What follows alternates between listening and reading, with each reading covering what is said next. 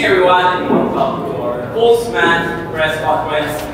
Congratulations to the MU Lady Camerals for winning over the MU Lady Bulldogs in Spaces.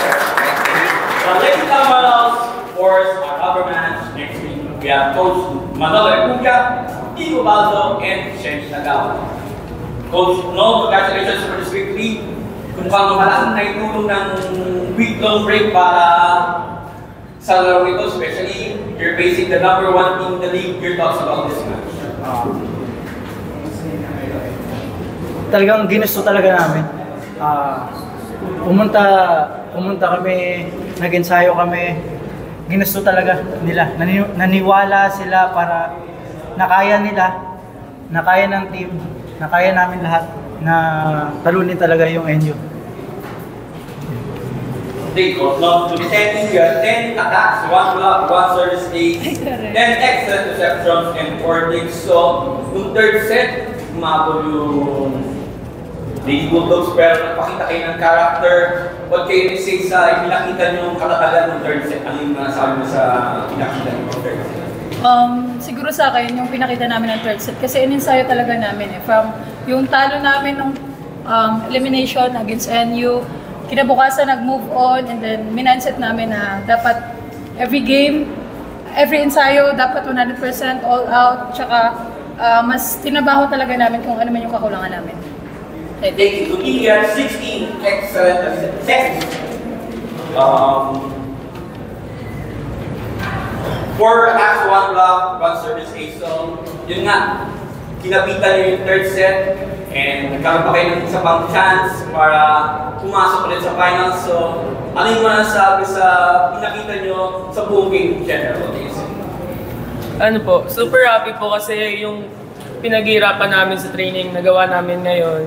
Lahat nung pagkukulang natin training na, simula, yun nga sabi ni Chenny, eliminations, nakita namin yung lapses, pinagtrabahuan namin, tapos luckily, napakita namin siya ngayon. Thank you, Flores, for your questions.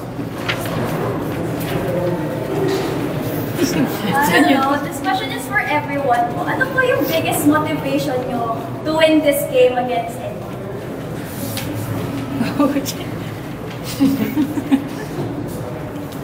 Go, Chance.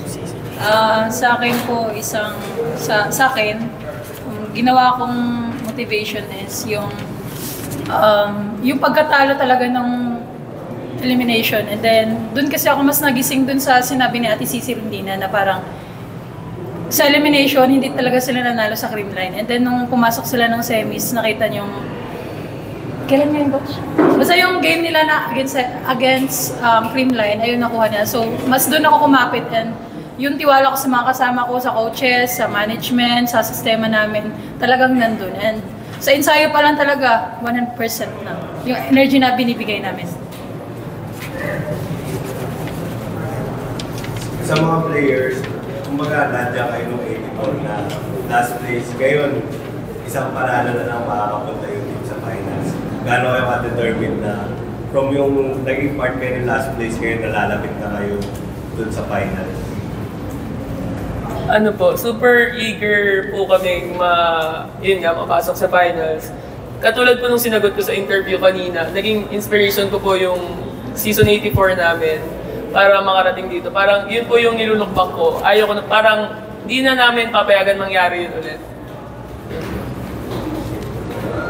Sa akin din naman, same lang. Kasi magkasama kami ni T nung season 84. So, inisip ko talaga na parang ayoko na bumalik sa feeling na sobrang down kami, and then sobrang layo ng, alam mo yung, kasi knowing FEU, grabe yung sistema na binibigay nila sa players. So, yun yung binamaisit ko na parang ayoko na ulit talaga maranasan yun.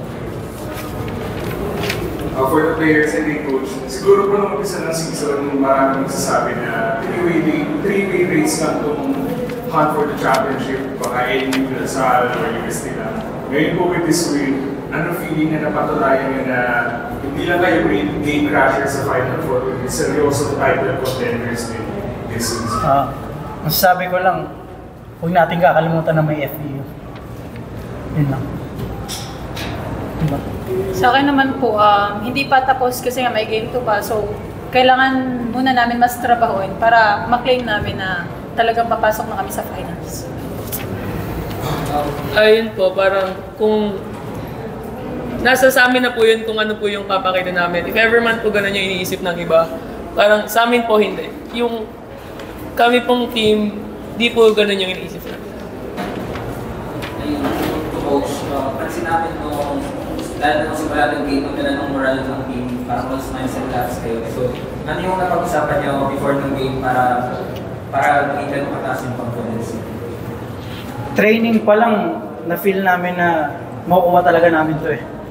So, talagang nag-translate lang sa training, nabigay lahat ng ni-review, lahat ng pinag-aralan namin, binigay ng team ngayon.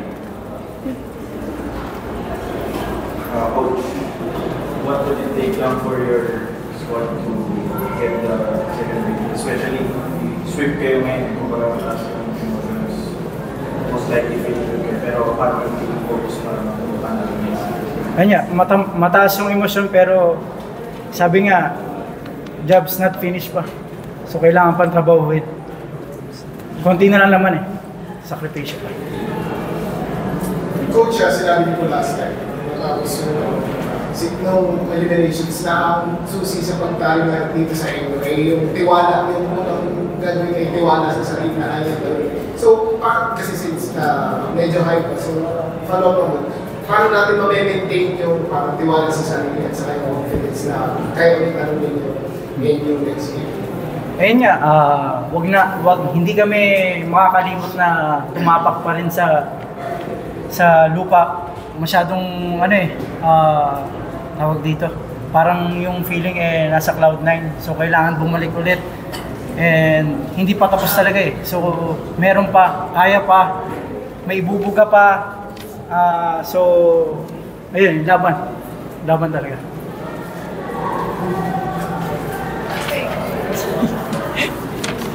All out din po yung support ng FEU community ngayong araw. So ano na lang po yung may papangako sa kanila ahead of game 2? Sa inyo.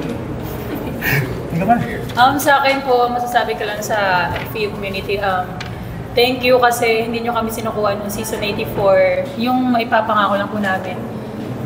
Hanggat hindi pa po tapos, bibigay po namin yung best namin. Bibigay po namin lahat kung anong meron kami. Ayun, super, thankful po ako sa lahat ng nanood ngayon, tsaka manonood sa susunod. Kasi, yun nga, sabi ni Chenny, hindi nyo kami sinukuhan since season 84, 85. Parang, up until now din pa rin kayo. Tsaka, siguro yung masasabi ko na lang, we'll play our hearts out. Sa FEU community, maraming salamat sa suporta. Yung mga FEU hanggang dulo, talagang kung sila pinaglalaban nila kami, so ipaglalaban din namin yung FEU. This is the first chance, possibly may chance na ang FEU ang first time na number 14 na umabot sa pass. Pero syempre, kailangan trabahuin nyo yung next match. So, ano yung gagawin nyo para masustain yung level ng energy nyo, lalo na malaki na yung nakataya sa next match sa Final Four. Yung sa Wednesday, syempre, number 4 kayo, nakakapak na malaki na kayo sa makatingin sa mga goals yung ano na sabi sa Wednesday, sa next match. Ayun, sa Wednesday, kung sino talaga may gusto, kung sinong mataas yung pinag-uukutan, sino talagang may willing na manalo, yun talaga. That's all, congratulations po. Yes, thank you, sir! Let's go. See you on Wednesday.